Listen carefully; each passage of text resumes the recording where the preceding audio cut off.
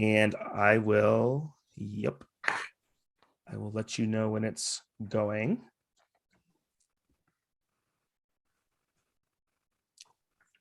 Okay, and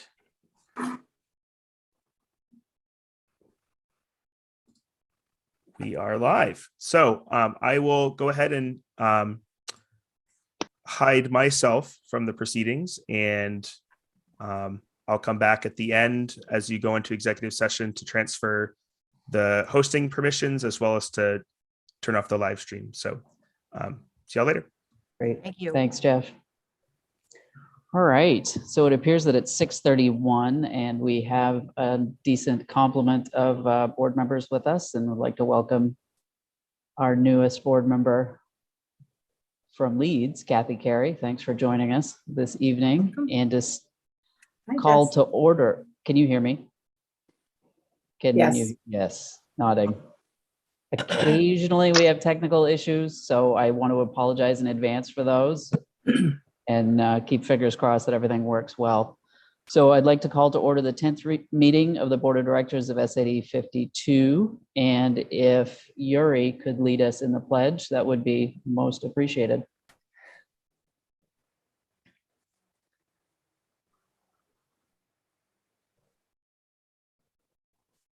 Yuri's muted.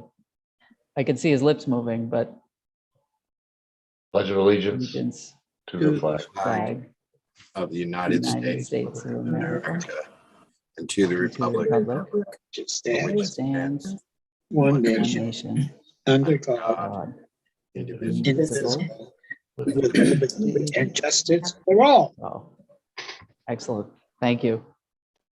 So as a reminder from a process standpoint, since we are remote for our meeting this evening, all votes, including some of the things that we normally do, like acting on the minutes as kind of a general consent sort of things, will need to be roll call votes. So I will, as we get to items that we're voting on, I will call out your names and we'll proceed in that manner. So our first order of business would be to act on the minutes of January 20th. Any errors or omissions on those? If not, I will start the roll. Yuri. Kathy.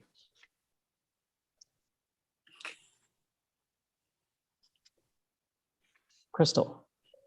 Yes. Richard. Yes. Joanne. Yes. Jessica. Yes. And yes, for me as well. That brings us to item 3, and that would be communications. Kim. Thank you, Betsy. I'd like to report the following resignations. Zach Conlog, Levitt Area High School varsity boys soccer coach, effective January 26. Brian Landry, district-wide maintenance worker 1, effective January 21, because he has accepted the district-wide maintenance worker 2 position with us. Tina Boucher, district-wide maintenance worker 2, effective January 7th, because she has accepted the district-wide facilities supervisor position with us. Nadia Rio, PLCSS support system. Jim Sear, Tripp Middle School 7th grade softball coach, effective December 10. Richard Peabody, Levitt Area High School JV softball coach, effective January 16. And Chelsea Cunningham, Tripp Middle School special education teacher for the behavior support program, effective February 27. Thank you. Do we have any adjustments to the agenda for this evening? Yes, we have one, Betsy, to remove item 9.8, which is board vote for a state board legislative alternate. That really only has to do with the MSMA resolutions committee that happens in the fall. Okay. Thank you. So we'll remove item 9.8. That brings us to committee reports. Yuri, Finance Committee. We have not met this week. PTB, Jessica. We have not met. Thank you. Curriculum Policy, Joanne. We have not met either.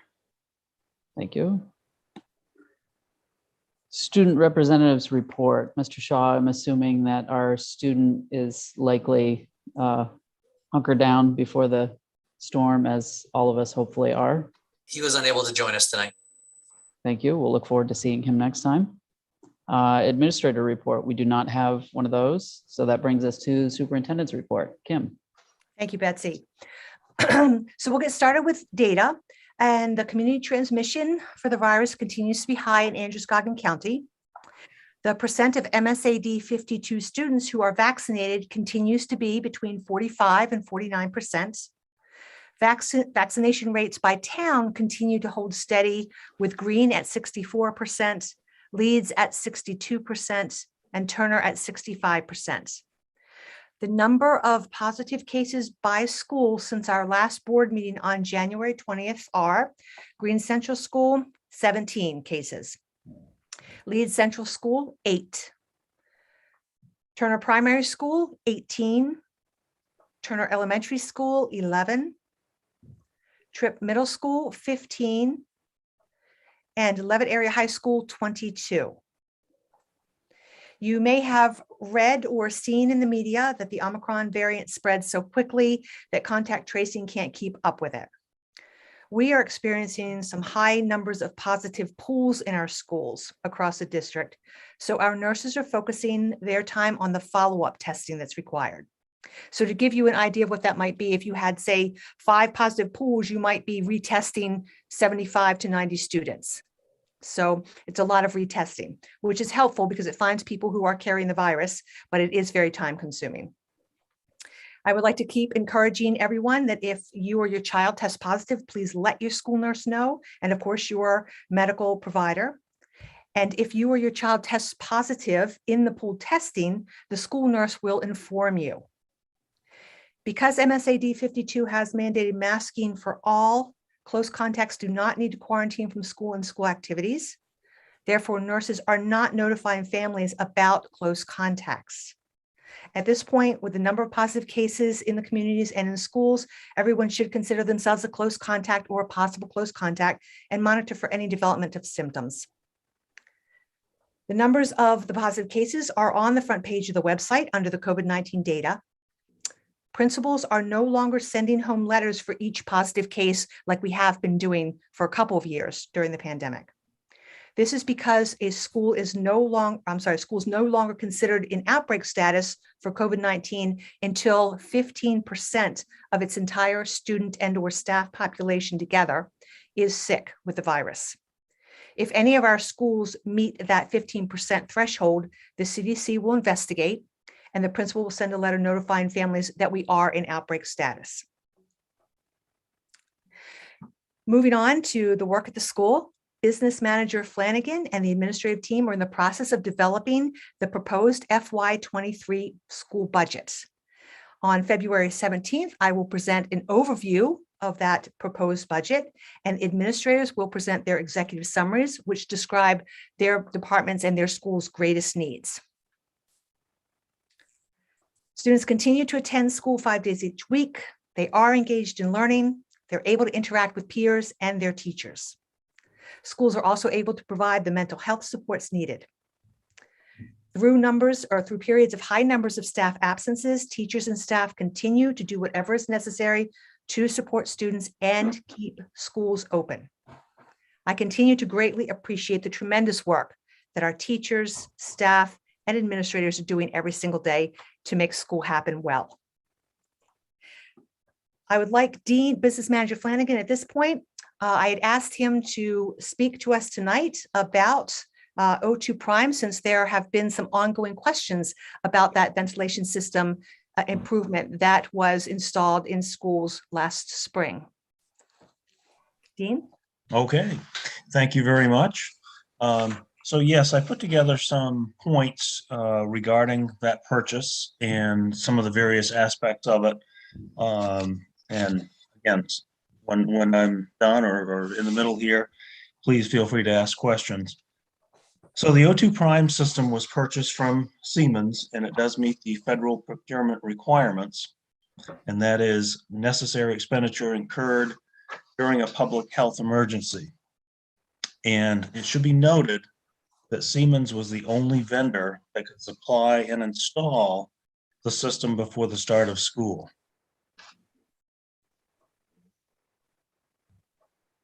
One of the other major considerations that we have in making that choice are the controls for the HVAC units in our buildings. And specifically, those have to match up. Otherwise, you don't have any way to either make adjustments or monitor the system. And it's very important that we are able to set our airflow rates, hours of operation, and just the plain monitoring of any of these air handling units.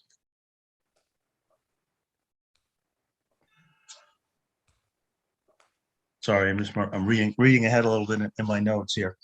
Also, it was suggested at one point that we would have standalone units as an alternative.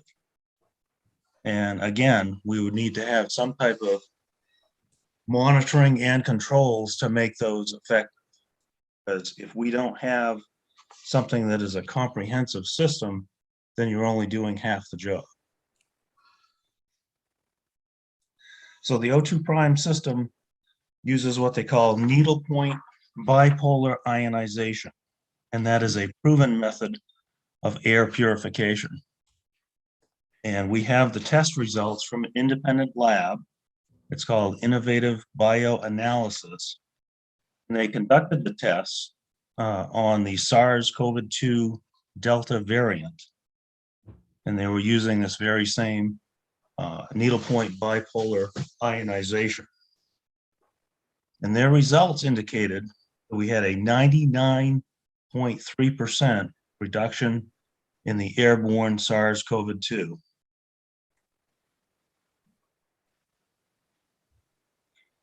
So by looking at those test results, this needlepoint ionization does exactly the purification function that we were looking for.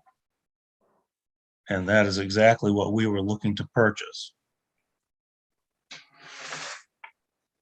And the significance being that it isn't a matter of, us buying something that doesn't work exactly as intended.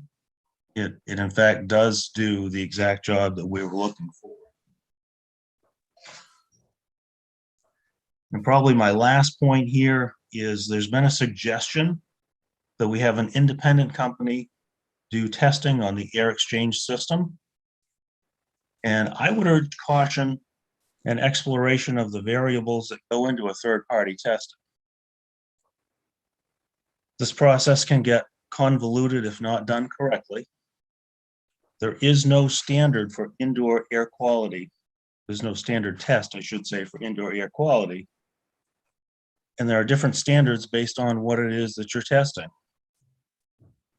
So before bringing in an independent company for testing, if we really feel the need to do it, I would suggest that we have our report that was provided to us with the test results, have that reviewed by an independent engineer, just to check the methodology to make sure that that is correct. And then at that point, depending upon what the results are, we could have that same report reviewed by one of the reputable air quality firms here in Maine. And I know of at least two that the Maine DOE has experience with, and they have a great reputation to do testing, air quality testing on Maine.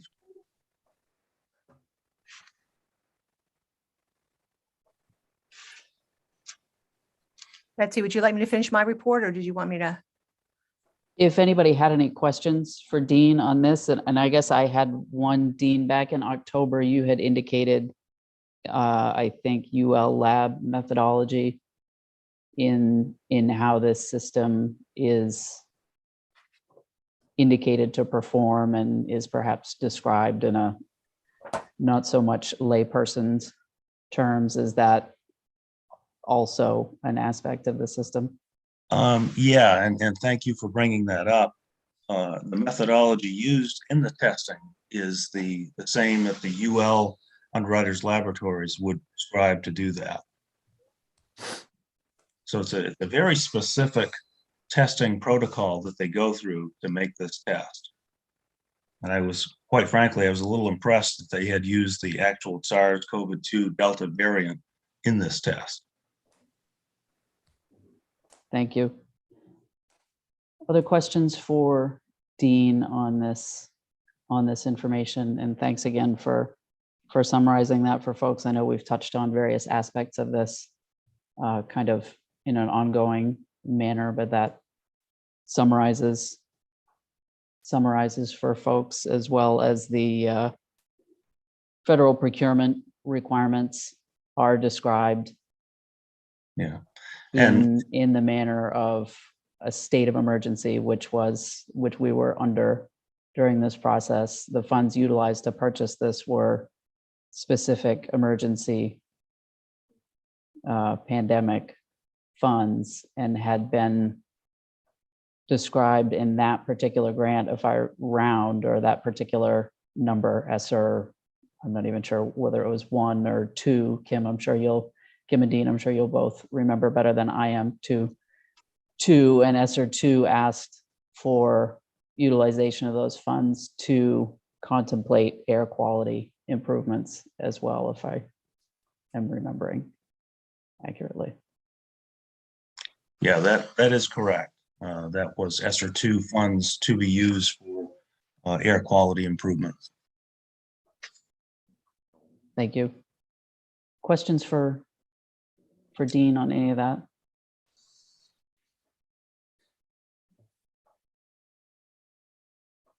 If not, then I'm just kind of scanning through to see if anybody has anything. I'd turn it back over to Kim, and thanks again, Dean, for putting that all together for us.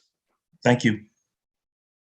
Okay, thank you. I have just one more very important thing, and that is Randy Swift, our technology director, is taking a position in private industry.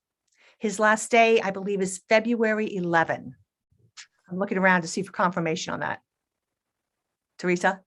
It is, and remember the person that we didn't let in to the meeting because of the name? It was Randy? Yes, so I'm working now trying to message Jeff to let him know. Okay, well, you're co-host, so can you let him in? No, because I can't see him. Okay, all right.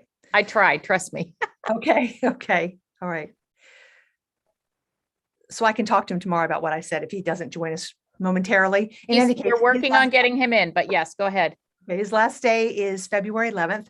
Randy started with our district on September 1st, 1997, almost 25 years ago, like a quarter of a century.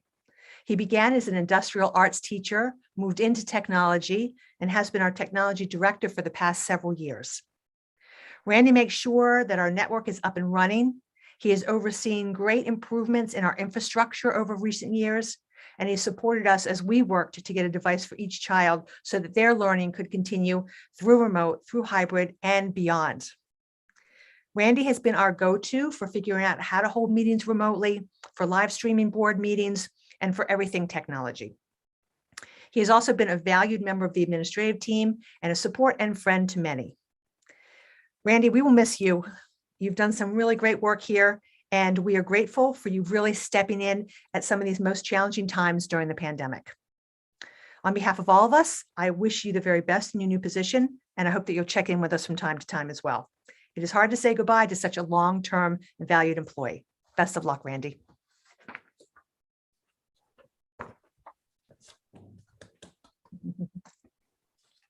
Kim, I'd just like to echo that as well. I mean, this has been a pretty fast and furious couple of years here on the technology front, certainly, and appreciate Randy's expert guidance through that, and made for some interesting moments here on Zoom, I'm sure, but wish him the best in his new adventures. So thank you. That brings us to public comment, and in our Zoom meetings in this format, folks are invited to submit public comment via email prior to 6 p.m. on the meeting date. Teresa, I think you are the keeper of the emails. Is that accurate, or is that Kim for this evening? I have the emails, yes. So I can begin reading it anytime? That would be great. Thank you. Okay. All right. This is the first one. My name is Matt Landry from Green. I speak publicly tonight on behalf of myself, my offspring, and many others that may not have the ability to do so. I am a local plumber and not a paid actor speaking here tonight. And what I speak is common sense, truth, and the heart. I wish to address some grievances I have with your administration. As members of the state of Maine, you should be familiar with our state laws and statutes. I have posted a few of those for you to see in the Exhibit A provided here. No need to read publicly here as it may take more than 2 minutes and you will really want to read it a couple of times. You've had enough chances to correct these offenses and this will be your last warning from me. Do you want me to just keep going, Betsy? Yeah, are there particular statutes that are noted there? And I mean, I think he's probably accurate that it would take a little time to read through, but that would certainly be something to follow up on. It says Maine statutes revised, highlighted for emphasis. So it's chapter 20A, title 20A, chapter 1, policy on public education. Chapter 20A, Title 20A, Chapter 103, application of general law, compulsory attendance,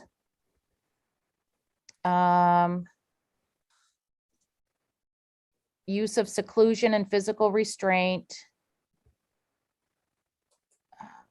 student health,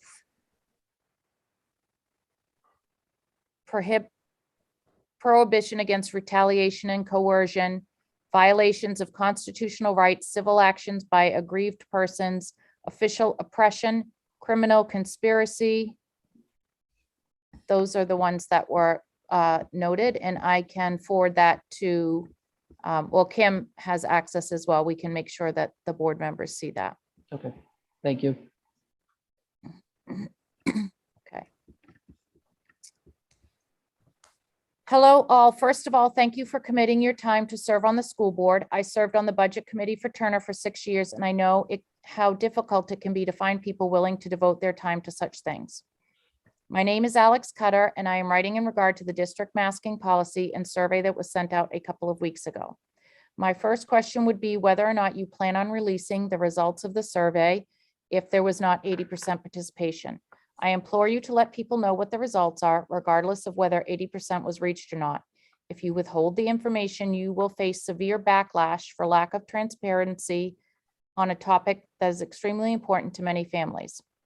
My next question would be, what are the consequences of a school district not following the main DOE SOP at all? I understand the SOP states for how to proceed based on if there is required masking or optional masking, but I am curious what the penalty to the district would be if you did neither. As far as I can understand it, the only penalty would be access to emergency funding made available by the state. If I am wrong, you may disregard the rest of my comment. But if that is the only penalty, do we not owe it to the kids to try and develop a dynamic solution to this issue regardless of the status of said funds? It seems like common reasoning beyond these regulations has always been, it's what we have to do. But small amounts of emergency funding is all that it is all that is at risk. So we really have to? States in other parts of the country with many more children congregating in a time than we have are free of regulations, and you have not heard to widespread outbreaks and chaos. Lastly, I implore board members to ask themselves, who are the masks really for?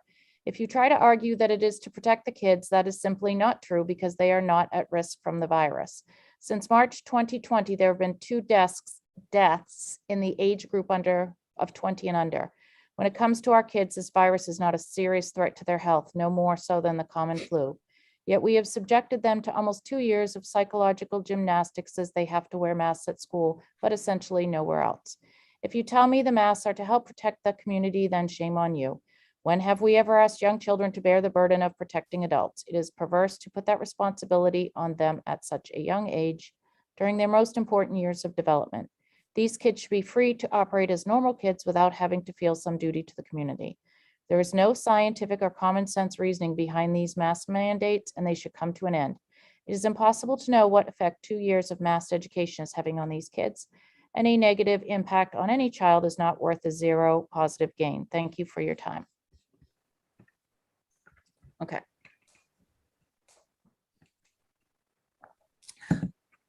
Hello, Jimmy Childs from Leeds. I would just like to ask the chair if I could ask Mrs. Brandt a question, please.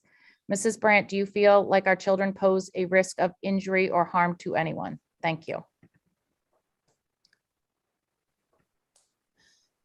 Dear Superintendent Brandt and MSAD 52 school board members, as I told you in my email of January 25th, which remains unanswered despite my polite indication that I expected a reply, I charge you all with negligence. Your masking policy survey and cover letter sent to parents failed to mention any of the detrimental effects of masking that have been reported to you by parents whose students attend MSAD 52 schools. Negligence is the failure to exercise due care when carrying out a duty or subjecting another to risk that causes harm. Negligence is something that, although not intended, was committed in disregard of the rights or reasonable expectations of another person. Applied to our situation, exercising due care would have been at minimum to reassess and update your policies to address the harms reported to you, to give parents the option to allow their children to go maskless. Further,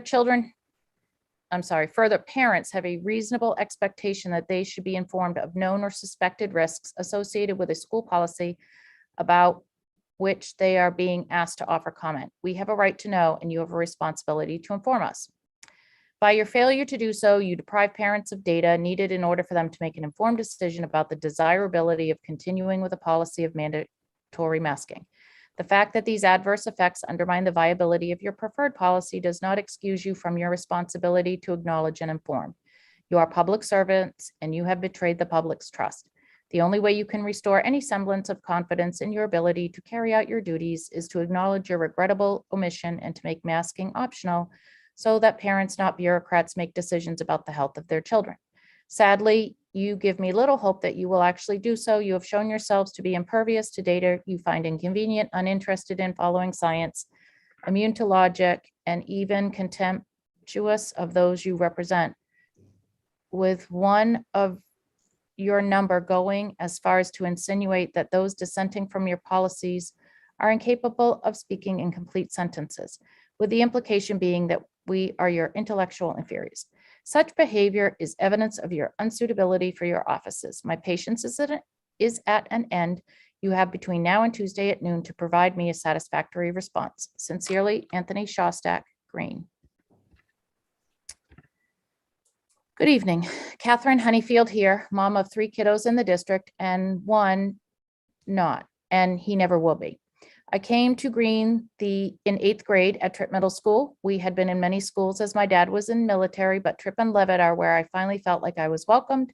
I had great staff and it was always positive. It was always mostly positive. Once I had kids, I wanted to make sure my kids went to good schools. When I lived in the city, I would look up which streets went to which schools and move accordingly. I kept my kids in the same school until I finally worked up to buy a home. Green had always felt the most like home. Maybe it's because of where I became an adult. It felt like my hometown. Finding a beautiful house in Green off Allen Pond Road, a mere 3 minutes from my childhood home, I was so elated to have my kids going to Green Central, an experience I didn't have. What a wonderful, helpful, peaceful, kind school it was while my kids were there. Now my kids are at Tripp Middle and Levitt, something I was looking forward to seeing as a mom, watching them walk the halls I had. But I haven't walked those halls with them. No parent-teacher conferences or open houses. I didn't have super involved parents that showed up to all my things, but I wanted to be that parent. But COVID restrictions continue to restrict our lives. Stealing time. I understand not all kids are affected, that we know of, by constant masking, but there are differences between everyone. I will tell you some of our struggles. Kids that have lost luster for school, other than the need to get good grades. My daughter is hold on a second. I have to go. Okay, hold on. My daughter is currently trying to get high honor roll instead of just honor roll, which from this honor roll mom who never made high honors in high school, I'm so proud. I will keep supporting her to get there, and I know for certain no, I apologize. Sorry, the font's a little tiny. I am so proud. I will keep supporting her to get there and offering help where I can. I hear her talk about school life. I hear my boys as well. They say, Mom, you wouldn't understand. It's not the same as when you were there. That I know for certain. I can speak for the people the masks affects. When I wear one, I do not feel like myself. It messes with my identity, the way I perceive myself. It messes with my peripheral vision and depth awareness. I go extra slow walking, especially on stairs. I took it off in the hospital stairwell because I won't risk falling from a mask. It makes it hard for me to read the person I am talking to. There is zero connection. I can't tell if they are happy, mad, sad, irritated. I'm not sure how to explain that further. If you haven't felt like that while wearing the mask, then consider yourself lucky. It's not a pleasant feeling to be surrounded by coldness. Human connection is dwindling before us. The social anxiety I see in people is astounding. Life has gotten to be isolating. To see my kids come home so tired, so mentally drained, they have lost a little bit of their spark. I hear this from a lot of other parents as well. Their kids are just a lot different, more withdrawn. Then we hear about suicides. That is a very real fear of parents worried about how our kids feel. It is what it is, my son says, which is a great mentality to have, but not at the risk of one's own personal feelings. He struggles. I have had to pick him up many times for masks causing him issues and wanting a break. All reported. He is almost 16 years old and he is being told what he wants doesn't matter and what the adults are saying is law and they can't think for themselves. Yet we ask them to do this daily in school. Think critically, they said. Yet now when adults think critically or teenagers think critically, they are called a nuisance. Questioning things makes us less than. What we want and how we feel doesn't matter.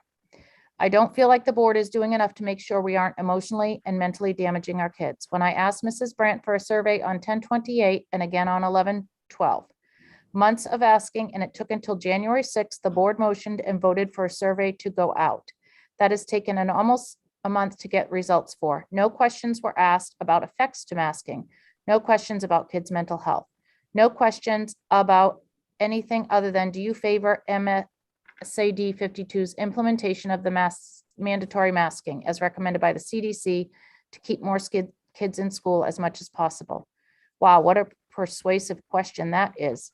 Not even something straightforward like, please pick option 1, mandatory masking, or 2, optional masking.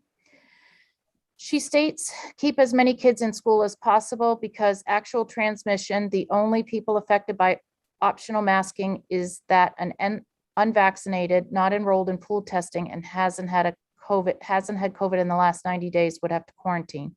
Only that small margin of kids. Sun Journal quoted it as being 1/3 or about 641 students throughout all 6 schools, meaning very little amount of kids missing school, even with optional masking. The people who want to have their kids masked are more than welcome to keep doing so, and we don't mind if switching to optional masking means we have to quarantine our kids. At the beginning, you were quarantining our healthy kids for 10 days, so 5 seems like a win.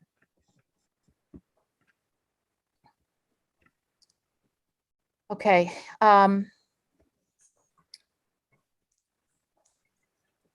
Good morning. I just received your email that the board meeting was scheduled for tonight at Trip has been moved to fully remote due to the inclement weather coming in. I was hopeful that you and your fellow board members would be in person at the meeting this evening to be able to view the kitchen here at Trip. We desperately are in need of renovations to make this kitchen more efficient for both staff and students. I know that this has been brought up to you and board members many times, and every time we've been told it is not needed. But I beg to differ. With the amount of funding that this district have received from COVID relief, I find it unacceptable that the kitchen has been overlooked for so long. We have the highest number of participation in the district. At breakfast, we typically serve over 200 kids, and at lunch serve the same. We also send close to 60 dinners home with students every night. You are all aware that we have no cooktop, right? We boil water in the microwave. We have no walk-in freezer for storage and typically have our milk hauled down from the high school because of lack of space. We don't have an electric can opener because every time we plug something in, we blow a fuse. So we have 3 manual can openers that we use to open 1 can. We also open our buckets with pliers and a screwdriver. We also only have one storage closet for all of our dry goods, which is impractical for the amount of stuff we have. All the other schools have the luxury of putting their delivery in the freezer if needed, if it arrives during lunch or breakfast. We don't have that option. I will be sending you photos of the kitchen so you can see what we work with and if you find that acceptable. I'm looking forward to hearing back from you all. I will send photos in additional emails so that you and the other board members can see. Kindly, Trip Middle School kitchen staff. And then there are 2 additional emails with the photos, which I can forward to people. If you think that's the best way to do it, Betsy? Yeah, that would be great, Teresa. I think that it's important to note that Dean had also sent out this afternoon. PTB was scheduled to meet at Trip, actually, to physically take a look at the cafeteria. And that was one of the projects that was contemplated in the last round of surveying the district, and was not one of the ones that made it onto the list for the larger bond projects that we elected to do. But I think it's a great reminder that we do have some projects that are still out there and still in need of consideration. So certainly that remains on PTB's agenda to take a look and keep that conversation going.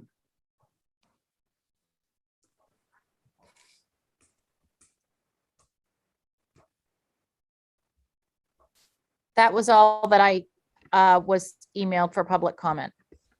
Thank you. That brings us to old business, which we don't appear to have any of. So we'll move to the consent agenda. I would entertain a motion for the list.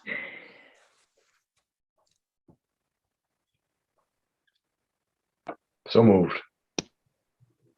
Yuri, do we have a second? I'll second. Thank you, Crystal. And I will go for the roll call if I can find my list again here. That's what happens when I turn a page over. It's never productive. All right, Yuri, Approved. Kathy, Yes. Crystal, Yes. Richard, Yes, Joanne, Yes. Jessica, Yes. and yes for me as well. That brings us to new business.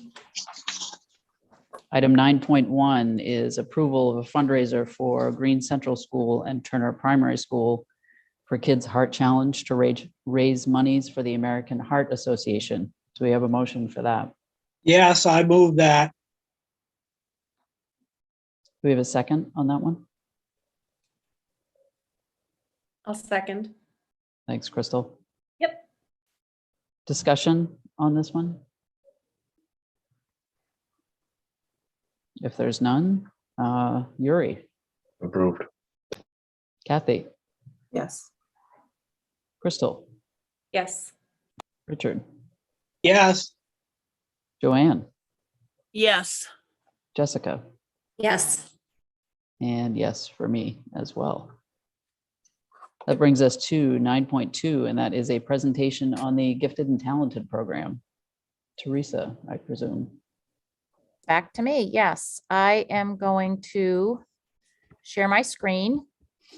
We do have some beautiful pamphlets to hand out that were created by our GT staff, Kara Getty, our teacher, and Carla Lobley, our ed tech, and they were planning on being at the meeting, but I told them I would do my best to showcase their efforts. So these photos right here show some of the happenings in our Gifted and Talented program. On the front cover of the pamphlet, which is on the very right, that's one of our students showcasing some of his work. He actually is a student at Green Central School.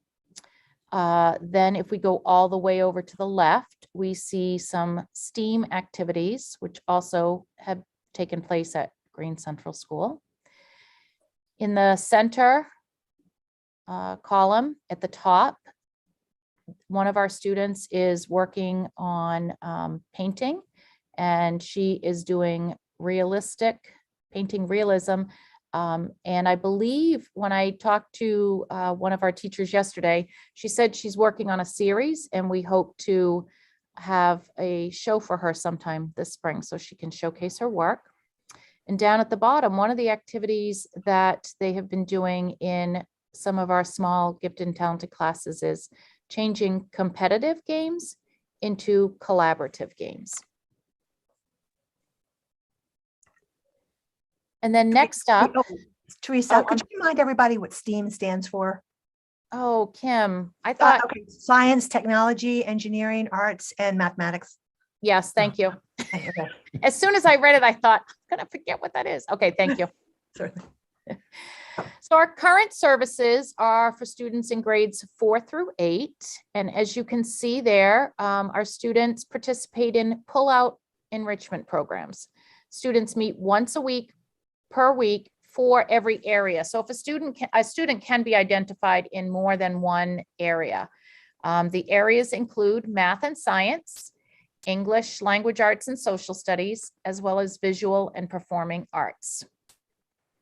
In the high school, grades 9 through 12, students have an opportunity for consultation with the gifted and talented staff. Office hours have been provided, and current needs include coursework and/or selection, planning for life post-graduation, and some social emotional check-ins. So those are our current services that are in place. We serve 113 students district-wide. You can see the breakdown in the center there of this pamphlet. One of the things that actually began as a result of student needs and of COVID is acceleration. And currently a group of 6th grade students at Green Central School are being accelerated in the area of mathematics. The group meets daily for an hour to work on grade level standards at an accelerated pace. So these students are actually receiving their mathematics instruction from our GT staff. It allows them to work at their own pace and greatly impacts engagement and allows them to maximize their potential. And we wanted to point out that COVID-19 has impacted the ability of many of our students, and it has created a wider gap. While students may have fallen behind, our gifted and talented students have not. So while they might have been once 2 years ahead of their peers, we're now seeing a much wider gap in some instances. And I'll stop sharing, and then I just have a few other things I wanted to add. So we're very fortunate to have 2 staff members who are 2 gifted and talented teachers. Our teacher and our ed tech are very forward thinking. They are currently, along with me and some of our district staff, looking at an accelerated math and science program for elementary school and middle school students, a bridge program for high ability students that have not necessarily been identified as gifted and talented. The students would be provided with self-driven topic extensions for independent in-class learning. We're also looking to begin GT screening and services in 3rd grade. We've talked to the principals about that. I think it was prior to COVID, and there was a great deal of excitement around that. Programming for primary age students in pre-K through 2.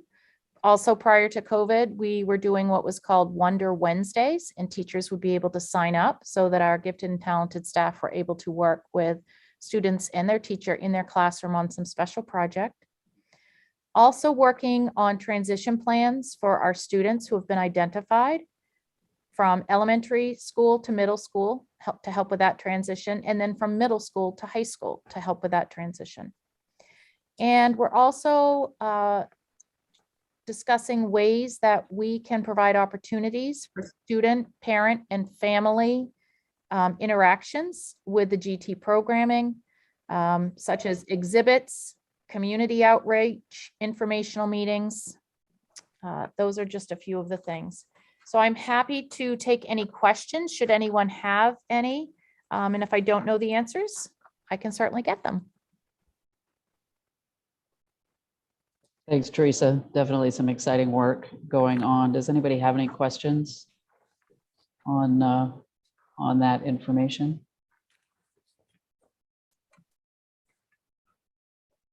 Scrolling across here. If not, thanks again for the update, and we'll be excited to hear how those various programs continue to evolve. That brings us to item 9.3, and that's presentation on Q1 student academic progress. Teresa. Okay, so I'm going to share my screen again. Let me Excellent. just see if I can find this tab. Okay. Let's see. Okay.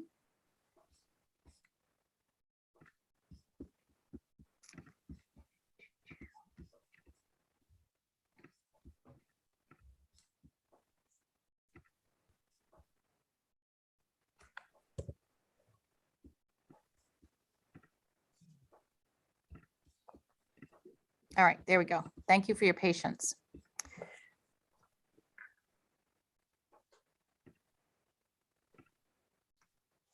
Okay, can everyone see that? Yes.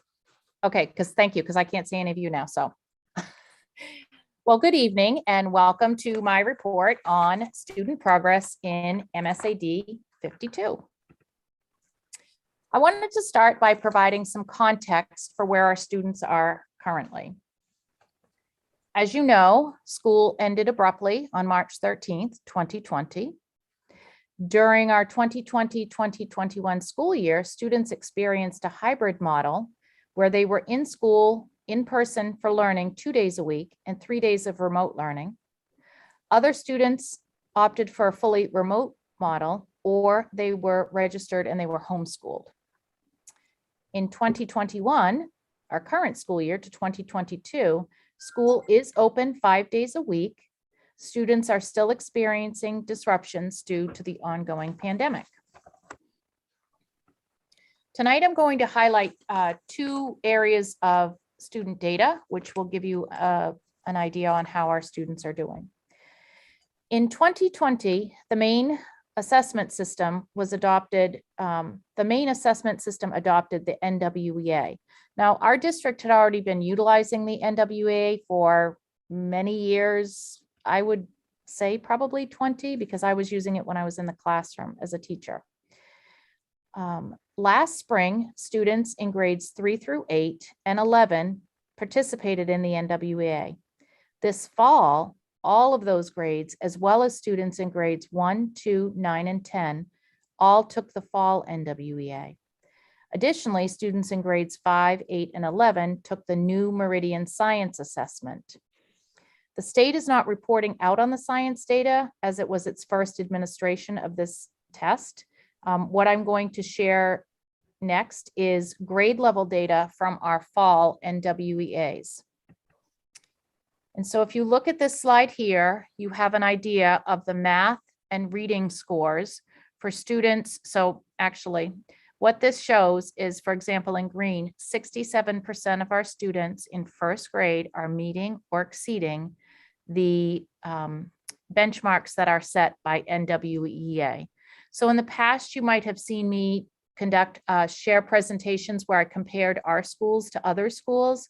Maine has not set cut scores yet. Instead, what we are using here is this compares our students to students across the nation using the NWEA benchmarks. So that's grade 1. And here is grade 2.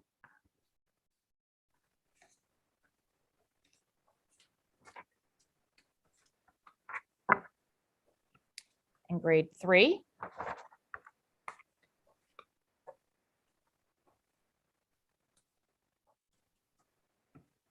Grade 4, again, our students who are meeting or exceeding expectations as measured by the NWEA benchmarks. Grade 5. Grade 6.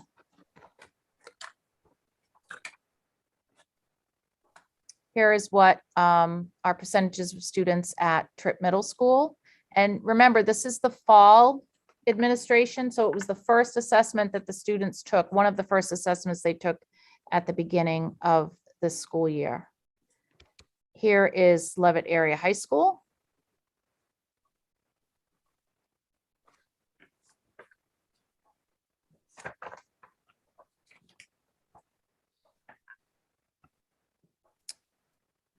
Next up, I'm going to share with you another piece of data using our district report cards.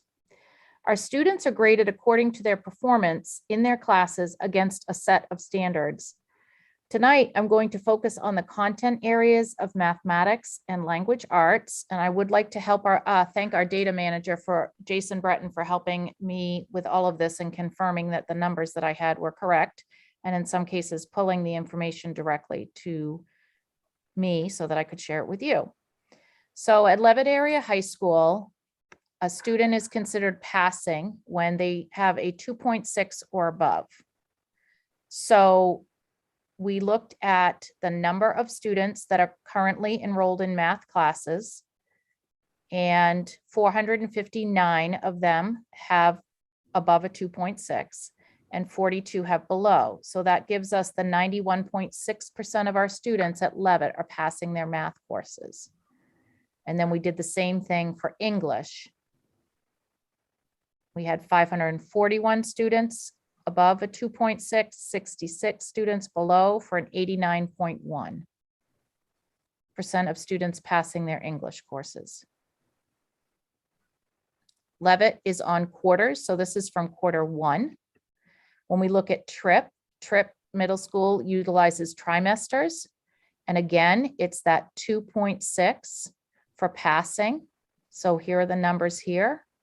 You can see 82.5% of students are currently passing their math classes, or they were at the end of trimester 1, sorry.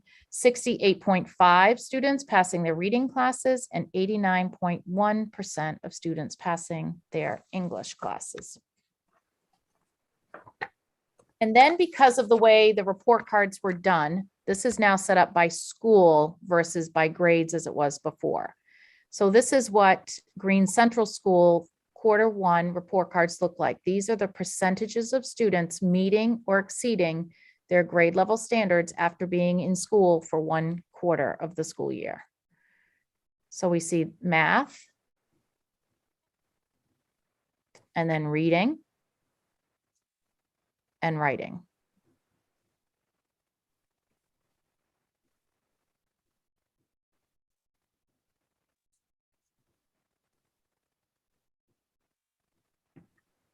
Next up, we have Leeds Central School. Again, this is students meeting or exceeding their grade level standards after being in school for 1 quarter.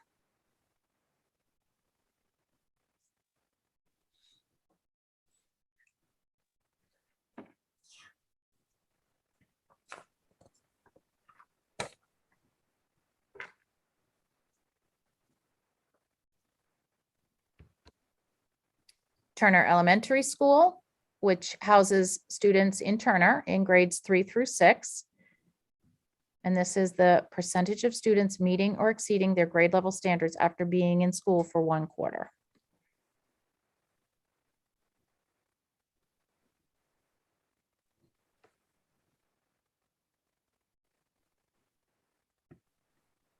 And Turner Primary School, which houses pre-K to 2.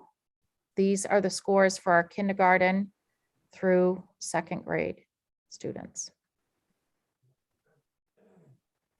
The percentages of students at each of the grade levels that were meeting or exceeding in math, reading, and writing.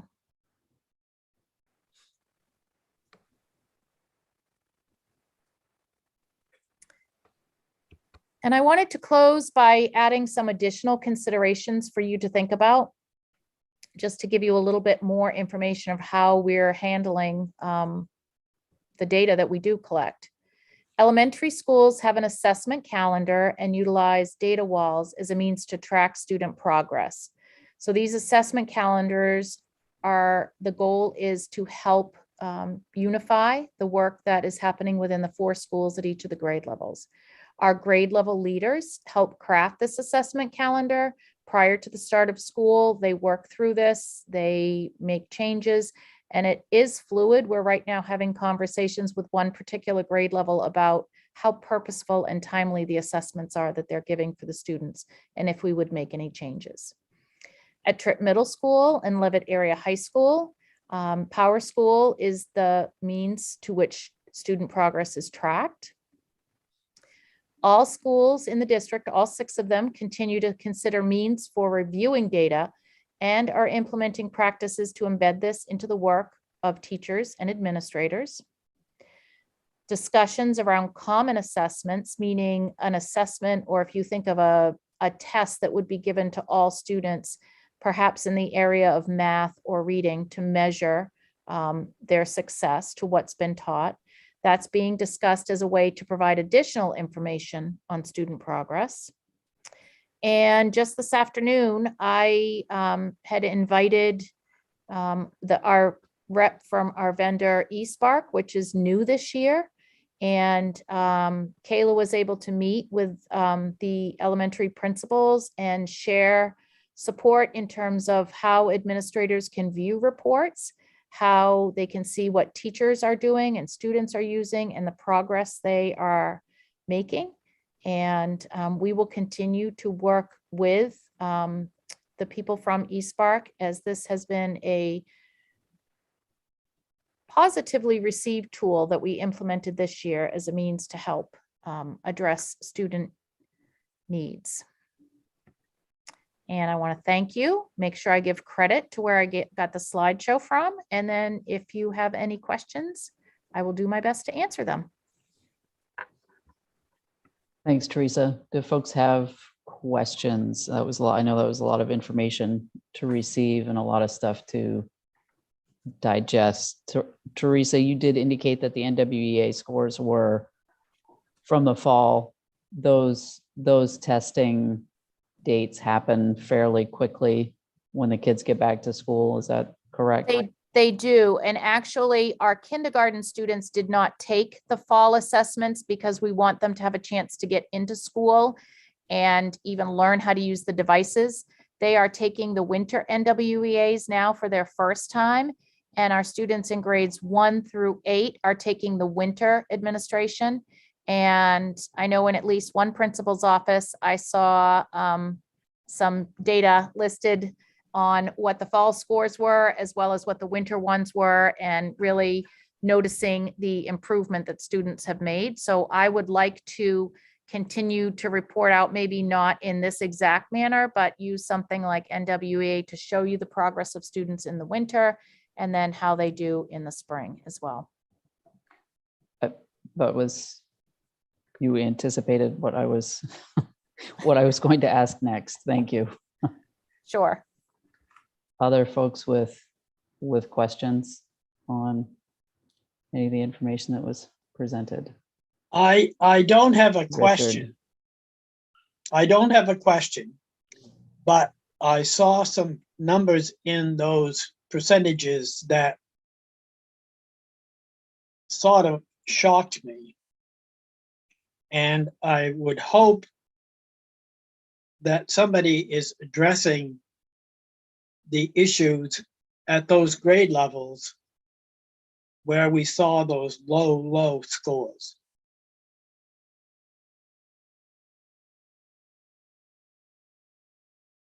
Yes. Teresa, did you want to talk about any of those specifically, or did you?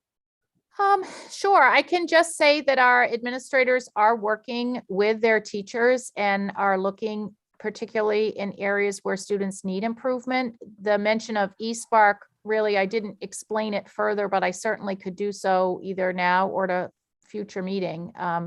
Quickly, I will tell you it's an online platform that our students are enrolled in at the elementary school level, and they are placed based on their pretest that they take. And as they move through, they are doing tasks and they are specifically addressing certain areas.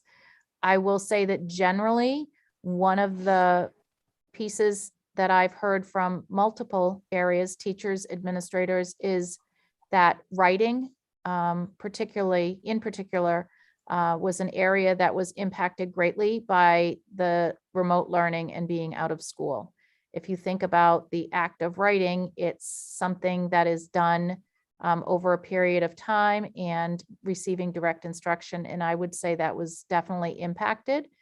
We do have some new English language arts standards, and I'm hopeful that by the end of the year, we can look at writing. And I know at Turner Elementary School, they do have writing prompts that are administered. So the teachers have direct information that they can then look at and plan their lessons.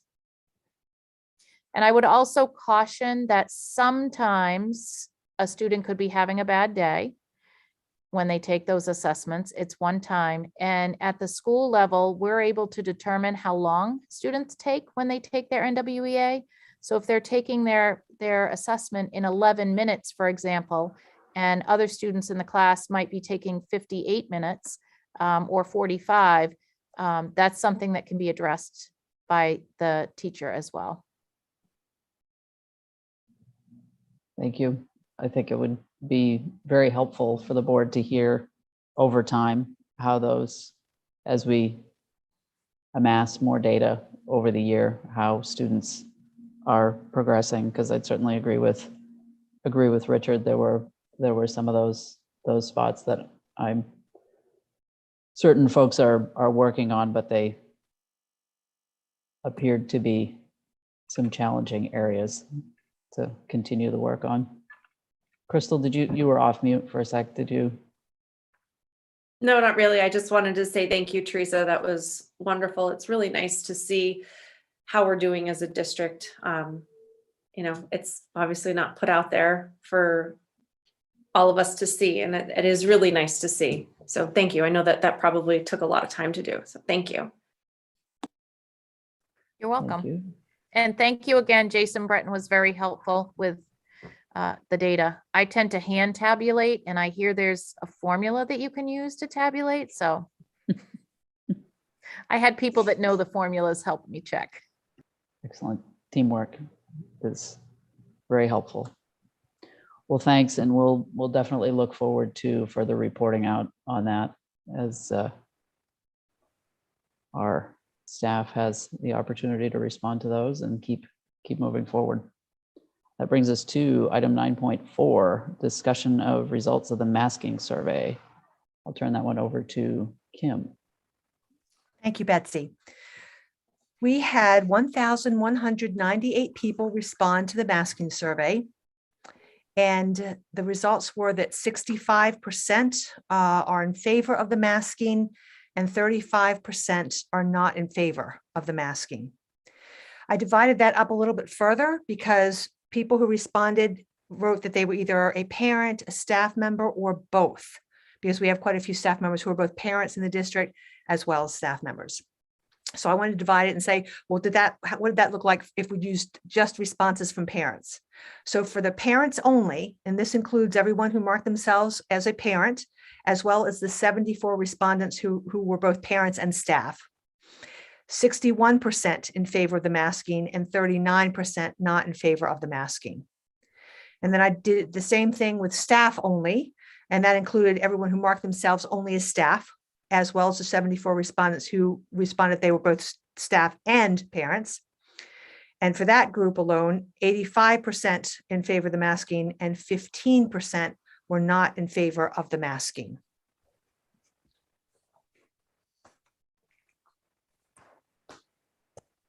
So I'd open it up to questions from board members. I know, Kim, you had emailed this out to board members earlier, so folks had the opportunity to take a look at it before we met this evening. If anyone had questions on it, I know we certainly as board members did have some feedback, both positive and negative, as has been the process, the case throughout, I would say, the last 2 years, honestly.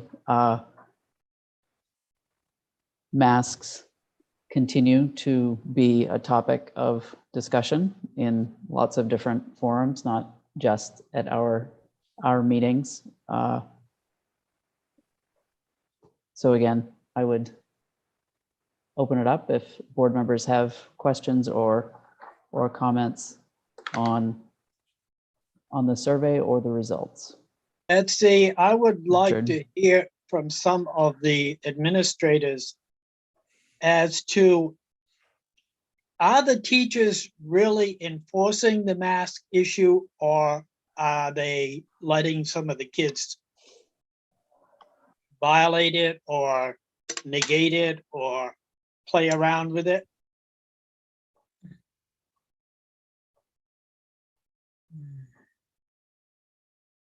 Kim, did you hear that question?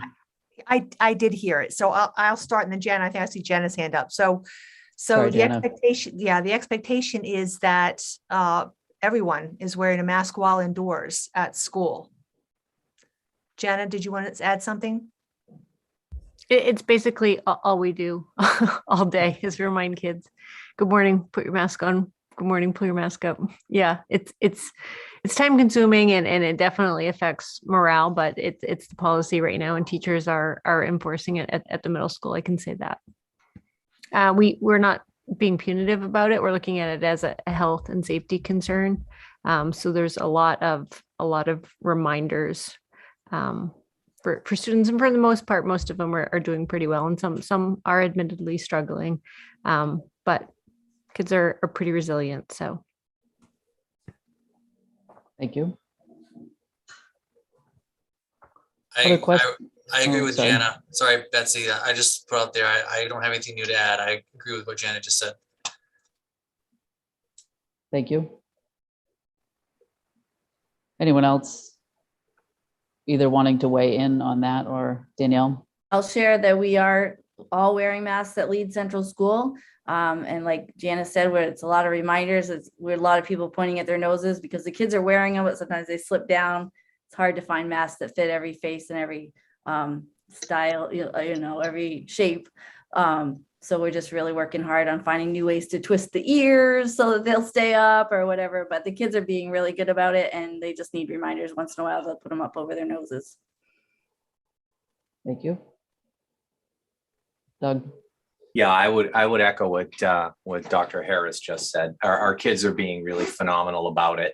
To a point, they're also being really stylish and creative with some of the designs they come in with. So we try to make it as fun as we can. But at this time, this is what the board has in front of us. We're honoring that, and we're not letting anything intentionally slide ever. So, Thank you. At Other Turner question? Primary School, Oh, children okay. are wearing masks and teachers are encouraging students to wear the masks correctly. Our students are doing a great job with it, and the staff are doing a great job of it. And like everyone has said before me, just reminding folks to keep those masks worn correctly. Thank you. And Turner Elementary School isn't any different. We are wearing masks. We have some that struggle more than others who need more reminders, but I think that kids are doing a great job wearing their masks. And we continue just to give reminders when they're needed. Thank you. Other questions from board members?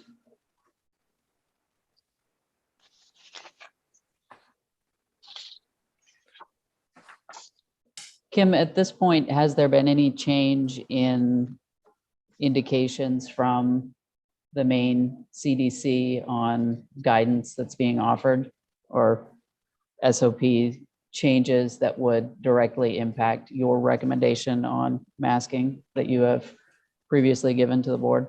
And then Kathy was unmuted too. Let me forget on that. So the CDC and the SOPs continue to recommend masking indoors at schools. And the SOPs, of course, if students are fully masked, if you have universal masking for staff and students, and the close contact tracing is happening, students do not need to quarantine if they are close contacts. Thank you. Kathy, did you have? I did. How did the masking survey come to be? The board voted. Do you want me to answer that, Betsy? Yeah, sure. Yes. Please. Yes. So on January 6th, I believe it was, a board member made a motion to do a survey, and that motion was supported. Okay, thank you. I mean, I think certainly from a background standpoint on the survey, we have, as is evidenced in the survey, we have, nobody likes masks. And certainly we have folks that feel more strongly about their appropriateness in the schools. And there's been pretty regular sharing of those perspectives through public comment and through communications. And I think that's certainly, Kim has done a great job throughout the pandemic of indicating that as recommendations change in response to changing conditions, that's a conversation that will be brought to the board. And I think that's something we've tried to be consistent with through the course of this, is to respond as conditions warrant. Thank you. Are the May I results? ask a quick question, Betsy? Yes, Jessica. What percentage did we reach? I know Kim was hoping for an 80%. I know this was a pretty high response, but I was curious what our percentage was. So I talked to, yes, I talked Sorry, to our data manager to find out if we could nail down exactly what percentage that was. And he told me it would be a very labor intensive to figure that out, because different parents have different numbers of children in the district. So it's not as easy as just saying this many parents, and therefore we automatically can pull what percentage that is. So I didn't have him go forward with that. What we do know, though, is that when we did a number of series of surveys, when we first started to go into a hybrid model, and we did at least 3 surveys that summer, our participation rate was between 800 and 860.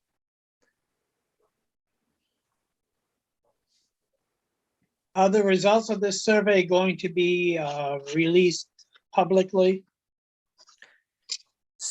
Betsy, you want to go ahead and answer questions?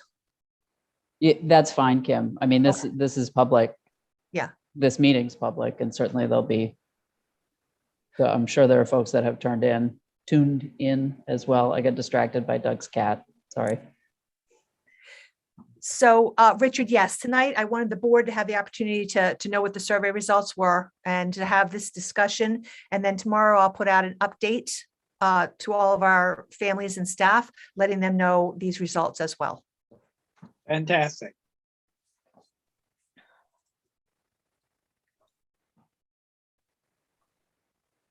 Other questions for Kim on this?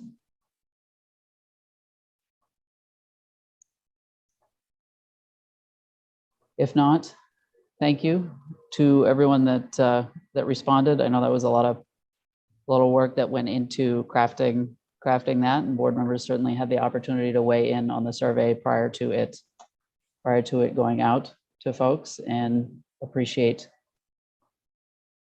the care that was taken in going through those results as well.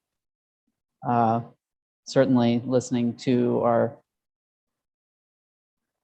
data wizard describe how those responses were verified gives me great confidence in those results, that we were able to match up folks with students. So I mean, I don't think there were bots that were out there on this, that these are our community members, these are our parents, these are our families that responded. And obviously with that sort of response rate too, folks wanted to make sure that their voices were heard on this. So I do appreciate that, and certainly hope that it's helpful for the board to have that information. If there's nothing else on that one, we could move on to 9.5, and that is discussion of the Maine School Management Association superintendent search information that Mr. Bailey shared with us at our last meeting.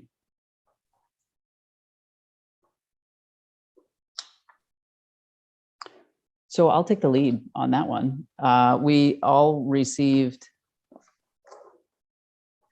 and Kathy, if I'd been thinking, I would have saved one of these, would have given you one of these fancy brochures that were given to board members. It's remarkably similar to the information. I mean, our options are similar to what they were the last couple times we've done this process, in that we as a board ultimately make the decision on the hiring of the superintendent. In the process, we have and should seek input from other members of our community, of our school community as well. And the mechanisms to do that are a number of different ways. I'll kind of step through what we've done in previous processes. We have utilized, as was described in MSMA's information, a survey. And when I say survey, it's the document that I emailed out this evening is what we've used in the past. And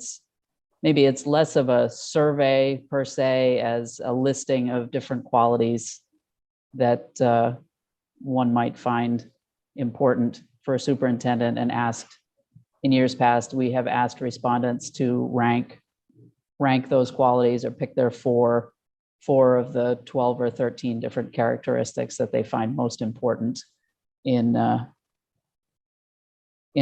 successful superintendent.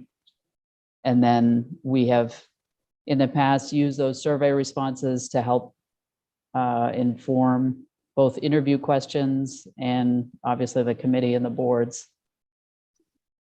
responses to candidates in how they align with those various qualities.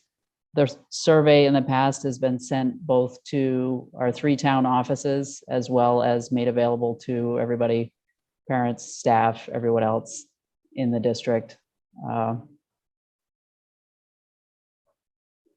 We have used Maine School Management Services in years past on some of the administrative aspects of the search process, in that they would assemble applications, they would kind of vet applications that are received. Did the applicants meet all the criteria? Did they have the correct number of attachments and everything that we've asked for in that regard? We've had them work on advertising. And we've also done searches where we don't have Maine School Management do anything. We've done it all in-house. As I indicated at our last meeting, I think that the volume of work that folks are doing right now in responding to some of the last couple of years challenges would suggest to me that doing everything in-house would not be the wisest course of action, to put additional work on people's plates. That's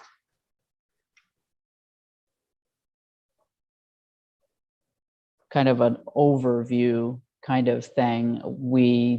Board members received at our last meeting a pretty comprehensive listing of the various services that Maine School Management can provide and the fees associated with those. It was, like I said, it was pretty comprehensive.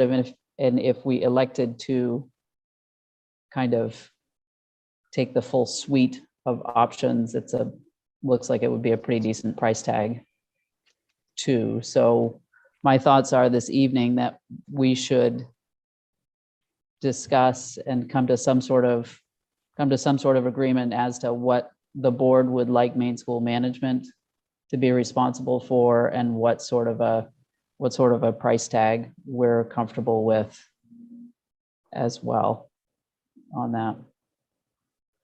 So first, I think if anyone had any questions, and then if we get questions out of the way, if we have some suggestions, or be they in the form of a motion as far as what folks would like to see Maine School Management do. And a reminder, our last search was 2016. And one thing I know we talked with Steve about when he was at our meeting was the merits of some review through MSMA on both interview questions, survey, and are there topics or are there aspects of what we're putting out there, as well as advertising? Are there things that are going on in other searches today in 2022 that we weren't cognizant of in 2016. Betsy, Richard? I was not at that board meeting. Is there some way I can get that portfolio? Yes, I have, I do have an extra one, and I believe that he had provided that information via email as well. So I can do both of those things for you. Whichever your preference is. I would prefer to have it in print. Mailed to me. Mailed to you? Or I can come to Yes. the office and pick it up. You can do that. Absolutely. I will plan to set aside one of those packets for you. Well, let me know when it's at the office and I'll go get it. Sounds like a plan. I will do that. Sounds to me like Kathy should have one too. Yes. Absolutely. I have two. Oh, you do have two? I was I going to do. say email's fine with me. I will do both. I do have another spare one. Okay, thanks. Questions from folks?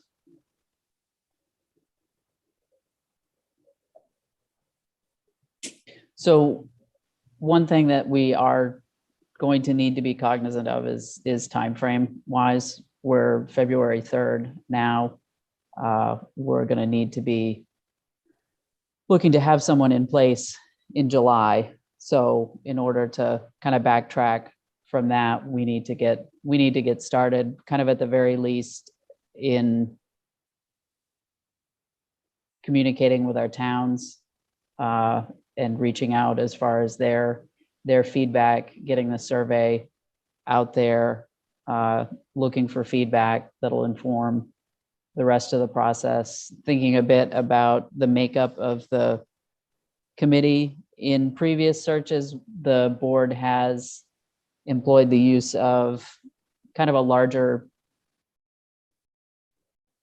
search committee in the initial parts of the process, where I think we were 17 or 18 in that committee in our last search. I think the goals of committee makeup were to try to get as diverse a pool of folks on that committee as possible. Each of the three towns sent forward names. Kathy, I think you actually served for leads. The town of Turner provided somebody, as did the town of Greene. We had board members from each of the three towns. We did have a couple students.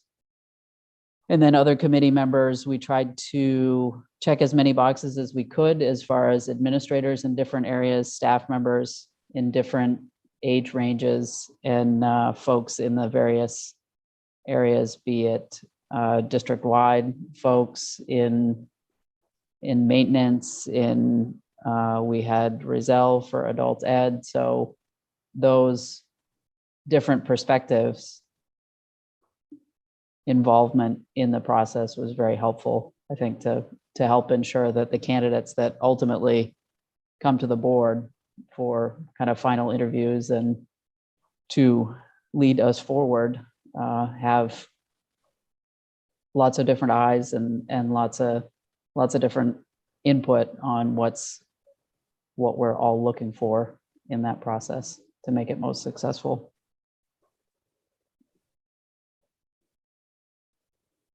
Betsy, Yes, Mr. Shaw. what role did MSMA play last time? Just out of curiosity, I None. seem to remember they did the advertising and collected completed packets. 2011, they collected completed packets. Last time we did everything in-house. Okay. MSMA does, and it's indicated as complimentary in the kind of buffet of items that Steve presented us with last time, is communication to their various listservs, I think, that they manage. Thank you. Thank you.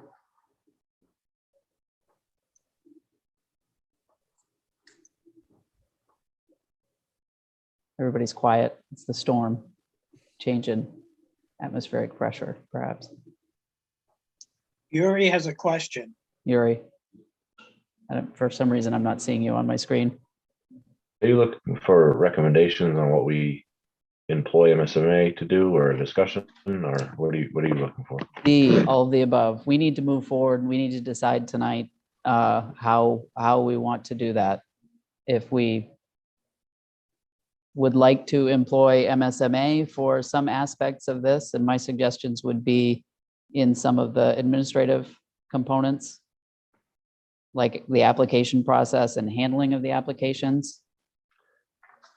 To me, there are four things that I think we could benefit from using their services, and I agree that they're the earlier things. I think to put out a survey, to collect and consolidate the results from the survey, I think there's some advantage to utilizing them to create the advertisement / job description, or whatever the posting is going to be, and then maybe to do an initial resume qualification screening before it comes to the committee, to be able to make sure that the folks that the committee is considering check all the right boxes. I think that my recommendation would be to utilize MSMA kind of through that process, and then the committee and the board take over the interviews and the final selection process. I would make a motion to that effect. Thank you, Richard. Do we have a second for that? I'll second. Thanks, Crystal. So discussion on that, and Yuri, did you happen to look at the buffet pricing to get a sense of what that price tag might look like based on what he had given us? I did. I was a little bit confused about the survey, complimentary versus all these pieces. So I'm not really sure, but looking at it real quick, I would think that would be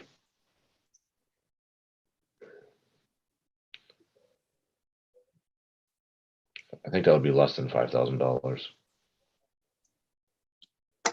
Yes. Your math is similar to mine. The survey aspect of it, from what I looked at on the information that was provided, their hourly fee is $175. So I think we're 600-ish by the time the review survey questions, collection and presentation of survey results. And then advertisement, there was job description development suggested and brochure development. I think the figures of 1.5 hours on that and 2.5 hours on brochure development are probably a little bit high, because we do have the brochure that we used the last time that was quite good and was fairly straightforward and to the point about the various descriptive aspects of the district. So I don't imagine that we'll really need $700 worth of Maine School Management's time on that. The application handling was the other piece of that I heard. As far as the motion was concerned, I think that would be great. The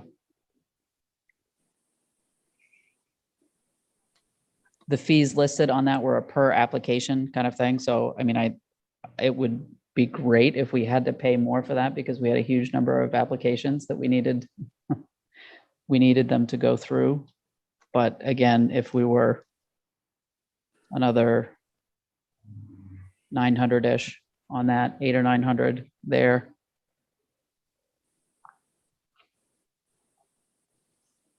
You made mention in the motion of advertisement as well. That was, and the posting components there.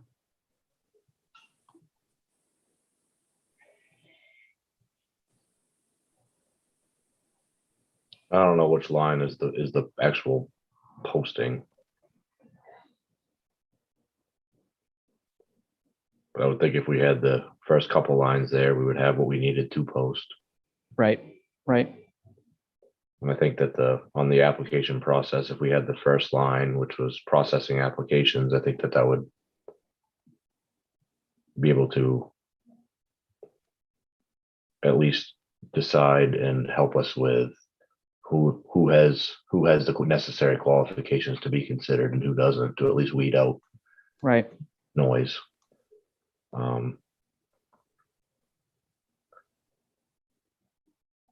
So I don't know. I'm somewhere 3-ish at the most, depending on how many people respond. Mhm.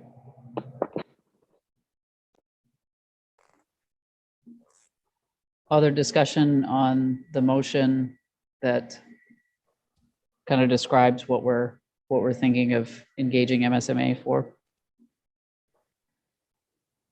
And I apologize if somebody has a question. I don't see you. I have you all in kind of an interesting little view here over the top. Kathy, did you have? No question.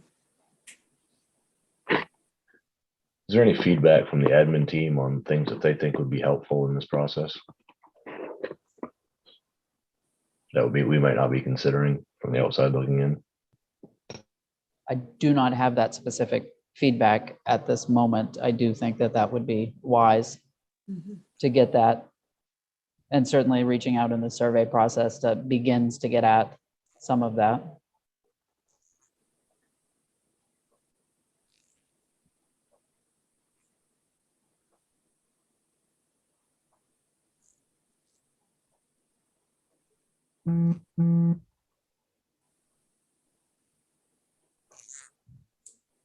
So if there's not any other discussion on this, we could take a vote on whether survey and collecting that data, those data, assistance in advertising and posting the position and application handling are things that we would like to seek MSMA's assistance on. Yuri. Yes. Kathy. Yes. Crystal. Yes. Richard. Yes. Joanne. Yes. Jessica. Yes. And yes, for me, I think Jessica brought up a good point the last time, both about where funds to do this would come from, and perhaps we would be wise to set a cap on the amount of money that our expectations around costs to indicate to Maine School Management, since it does seem that they have so very many different options of things that we could do for fees. If folks feel like that would be a good idea. The number of $5,000 was mentioned. Does that make sense to anybody? In light of what you have in front of you that I haven't seen? So if we give a cap number, do we give them the permission to work up to that number? Versus if we just kind of keep that number to ourselves? That's a good point. That's a good point. I mean, but we could still vote on a number. I just don't know about disclosing to them what our top dollar is. I think that's probably a great point, that maybe we don't need to give them here, we're okay with spending up to this, and try to focus on these are the things that we would like you to assist us with, and try it that way. Is that acceptable to? Would it be, I don't know, would it be appropriate to, now that we kind of have put together a scope of work for these folks, to reach back out to them so they can kind of maybe help us with, all right, we think that's going to be right this range, or this is what we think you should do or shouldn't do, to kind of keep them engaged in the process? Yeah, I think it would be great. I mean, and honestly, I mean, Steve may be tuned in and is crafting a response to us right now. I think that would be excellent. I think it's just important for us as a board to understand what our expectations are and what we're going to need for assistance on this. Because if we look at a timeline, and just from a process standpoint, in searches past, the whoever's chair at that time has facilitated both the meetings and kind of shepherded the process along. So I would certainly be willing to do that. So I would need to communicate with the folks at Maine School Management and make sure that we're all clear on what we're contemplating there. And I think just so board members are aware and are thinking of whether you're interested in serving in the committee, the search committee process, that will need to be pretty busy in the month of March by the time we get survey results back in February, with goals of really being into the work in March. And we also have an amount of budget work that we need to do in March as well. So I guess I would ask if folks would consider that, consider your schedules, and consider if you're interested in serving, understanding that final candidates will come to the full board anyways. So I think it's important to keep moving forward on the process. And what I'm getting from this and the passage of that motion is that folks would like that conversation to continue with Maine School Management and keep board members apprised of where we're at going forward, timeframe wise, as far as specific asks for committee membership, and anyone who's interested at this point, certainly do reach out. I've already had folks who are interested contact me. So is that accurate to what board members are thinking at this time? For me, it is. I would also say, as a question for your second question, is I wonder, last meeting or the meeting before, we had a discussion about quite a number of unfilled positions this year, and I would wonder if that would be an opportunity to utilize some of that funding to cover this cost. Maybe Dean could help us with identifying that. Right, and I think actually, Kim, I had inquired about that earlier, and typically what the funds that are utilized for something like this is school board. You'll have to remind me, because I had asked and then promptly forgotten your response. School board supplies. You're muted. Yes. I found it. Yeah. That would be So part- that's, yep, that's the line that we generally would pay for something like this out of. Yes. And we also have a surplus in our workers' comp accounts as well this year. What is the budget? What is the line budget for that in our budget? For which item, Richard? The one you're talking about.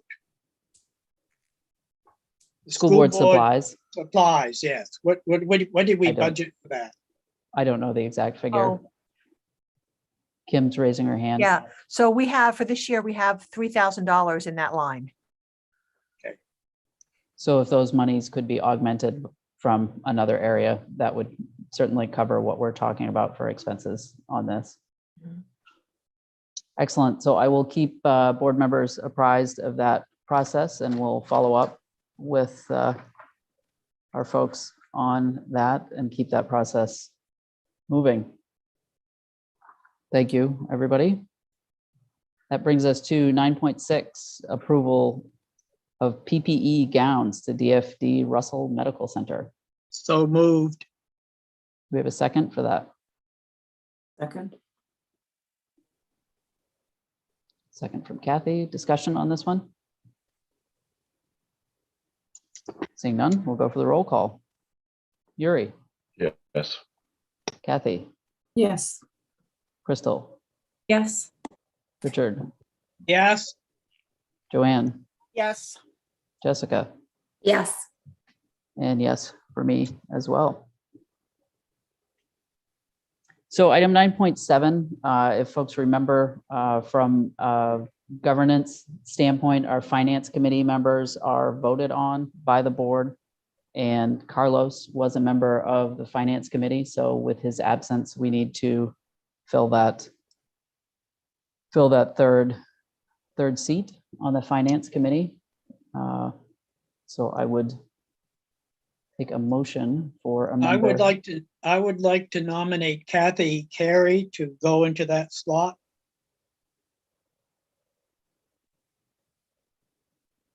I would Kathy's second smiling. that if she's interested. Excellent. The only committee I don't think I've ever served on, actually, in my years. Excellent. We'll see. Well, Maybe it was ordained. so we have a motion and a second for Kathy. Nomination of Kathy. Do we have a motion to cease nominations? Yes. Richard? And I am going to go through a roll call vote. All those in favor of Kathy as our third finance committee member. Yuri? Yes. Kathy? Yes. Crystal? Yes. Richard? Yes. Joanne? Yes. Jessica? Yes. And yes, for me as well. Congratulations and thank you, Kathy. Much appreciated. You're welcome. Our other two items that we need to consider are executive sessions, unless there's anything else that needs to come before the board prior to those. Betsy, Kim? could I make a request just to switch 9.11 with 9.9? Yes. Anyone object to that change? If not, I would take a motion for 9.11, and that So is a moved. request for executive session to discuss compensation of officials, appointees, employees pursuant to 1 MRSA 405(6)(a). And I Richard has move made. that motion. Yes, yes. So we just need a second on that. Second. Second from Yuri. And the roll call. Yuri, Yes. Kathy, Yes. Crystal, Yes. Richard, Yes. Joanne, Yes. Jessica, Yes. and yes for me as well. So